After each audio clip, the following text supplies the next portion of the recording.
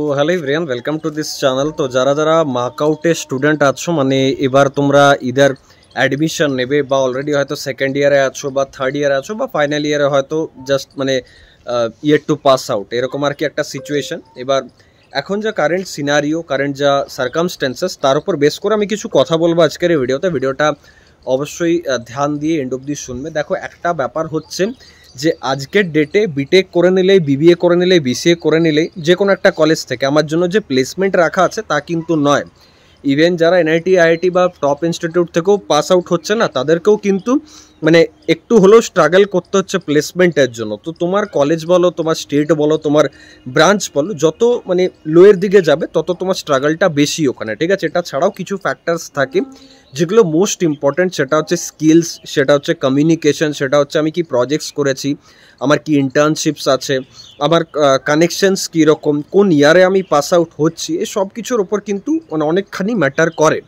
যা আর কি মানে আমার যা কারেন্ট স্টুডেন্টস আছে বা যারা অলরেডি পাস আউট হয়েছে, তাদের এন্ড দিয়ে যতটা আমি ফিডব্যাক পেয়েছি তার অ্যাকর্ডিং এইসব কথা বলছি। এবার দেখো, এই বছর অনেকে অ্যাডমিশন নিচ্ছে, অনেকে হয়তো রানিং স্টুডেন্টস আছো তোমরা। এবার এখানে কিছু ব্যাপার আছে যেগুলো তোমাকে শুরু থেকে না ধ্যান দিতে হবে। মানে এখন যদি সিরিয়াস না হয়েছো, তাহলে পরে গিয়ে লাইফটা অনেক বেশি স্ট্রাগল দাঁড়াবে। তখন না এই মার্কআউট থাকবে না লাইফে, বা ডাব্লিউবিজেই থাকবে না, মানে মুক্স পয়েন্ট থাকবে না, মার পয়েন্ট থাকবে না, সিএ থাকবে না, সেমিস্টার থাকবে না। তখন দেখবে না লাইফে আলাদা রকম স্ট্রাগল ফেস করছো। মা বাবা বাড়িতে আছে, তুমিও বাড়িতে আছো, কোনো প্লেসমেন্ট পাচ্ছ না, দৌড়াচ্ছ, এই চাকরির জন্য দৌড়াচ্ছ, এই চাকরিতে সিলেকশন হচ্ছে না, গভর্নমেন্ট জবের প্রিপারেশন করছো, 2 বছর ড্রপ দিয়ে দিলে কিছু হলো না। মানে নোংরা একটা ব্যাপার। ওকে, এগুলো হয়, এগুলো রিয়েলিটি, এগুলো নিয়ে ইউটিউবে হয়তো কেউ কথা বলে না, কারণ এগুলো তো ডার্ক ব্যাপার, এগুলো তো ভয়ের ব্যাপার। এগুলো নিয়ে কথা বলে স্টুডেন্ট তো মানে ভয় খাবে, আতঙ্কে যাবে।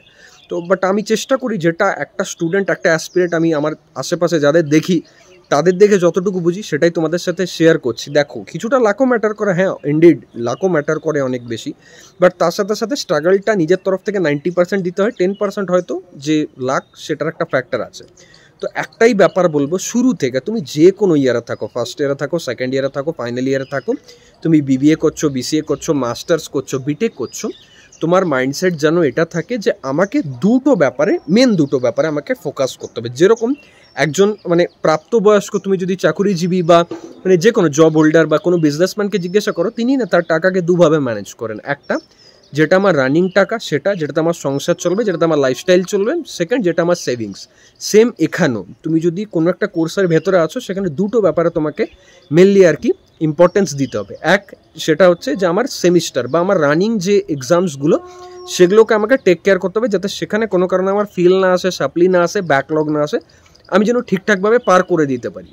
এটা ছাড়া সেভিংস যেটা আর কি, সেটা ফিউচার, সেটা হচ্ছে আমার প্লেসমেন্ট বা আমার ফার্দার হায়ার স্টাডিজের জন্য।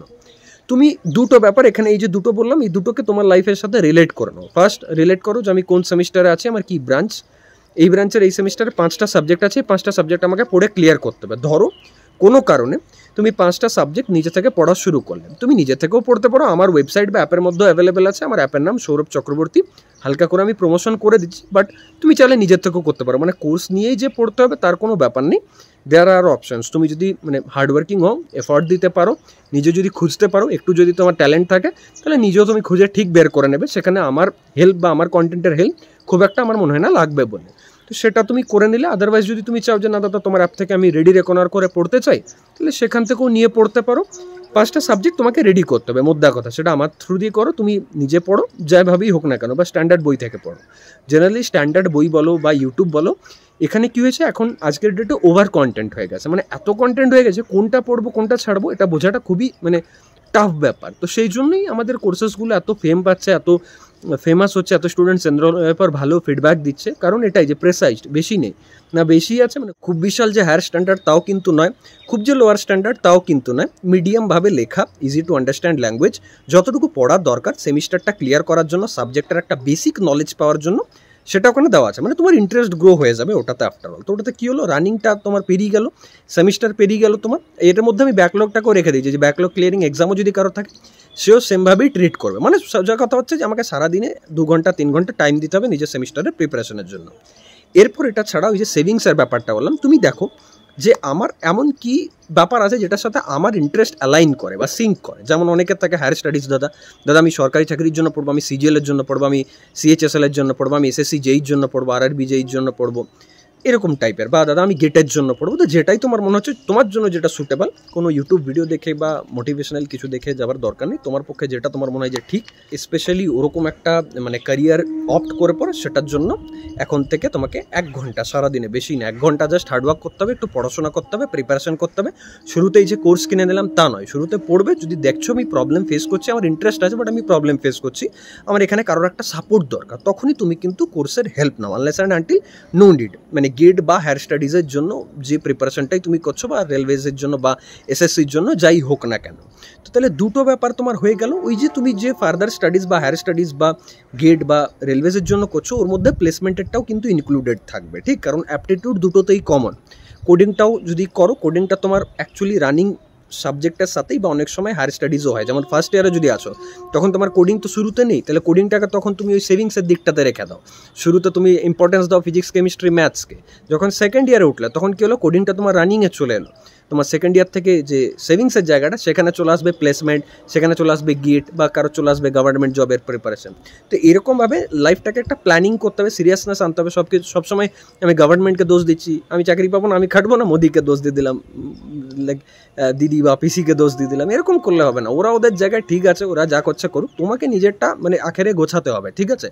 আফটার অল এটাই আমি বলতে চাই। বাকি যদি ঝগড়া করতে চাও, ঝান্ডা ওঠাতে চাও, প্রোটেস্ট করতে চাও, করতে পারো, কোনো যায় আসে না। মার্কআউটের বিরুদ্ধে, এর বিরুদ্ধে, ওর বিরুদ্ধে করতে পারো। দেখো, নিজের তরফ থেকে যেটা তোমার হাতে আছে সেটা তুমি যদি না করো, then you have to suffer.